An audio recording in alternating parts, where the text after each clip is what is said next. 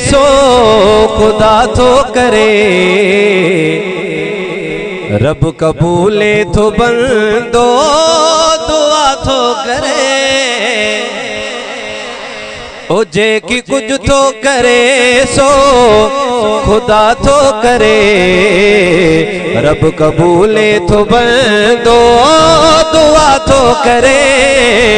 आजमाइश में रख दो असब के धनी, आजमाइश में रख दो असब के धनी। जाहिरी कमत कहे जा बुझा तो करे, आजमाइश में रख दो असब के धनी। जाहिरी कमत कहे जा बुझा तो करे, जे की कुछ तो करे सो खुदा तो करे। रह तू जन्नत में आदम, और तू जन्नत में आदम हवा साम गए।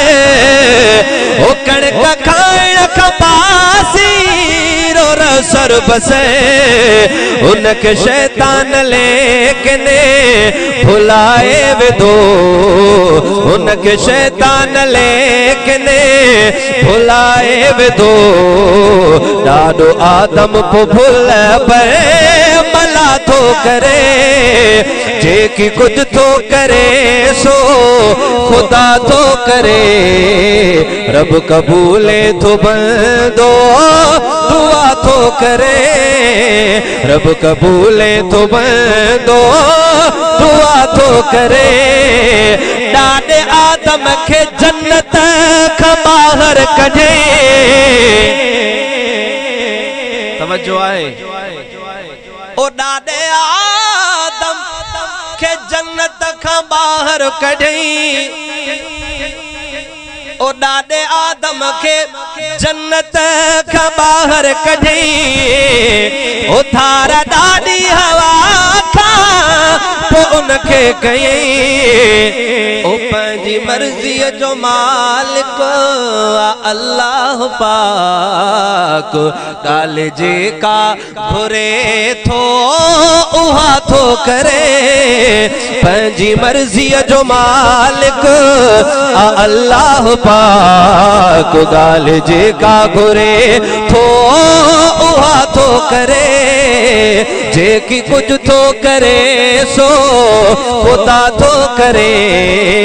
रब कबूले तो बंदो दुआ तो करे। हिकड़ो अरसो बिन्हीअ में जुदाई रखे, नेट फरिया दुआ बिन्ही जो मञे। हाणे खबर पवंदी तवज्जो आहे या न। शायर छा थो लिखे, हा हिकड़ो अरसो बिन्हीअ में जुदाई रखे, ओ नेठ फरिया दुआ बिन्ही जुमनी। ओ कह खता ते रुसे थो पर चेब थो, ओ के खता ते रुसे थो पर चेब थो, के खता ते रुसे थो हाँ पर चेब थो, के खता ते रुसे थो हाँ पर चेब थो। सो मिलाए तुझे को जुदा तो करे, जे की कुछ तो करे सो खुदा तो करे। रब कबूले तो बंदो दुआ तो करे। हेठा से लाभ बारिश जो पे मता, नूह चाहे तबेड़ा बनाए वठा, नूह उनमें चढ़ो रब बचायो सुरफीक, नूह उनमें चढ़ो रब बचायो सुरफीक।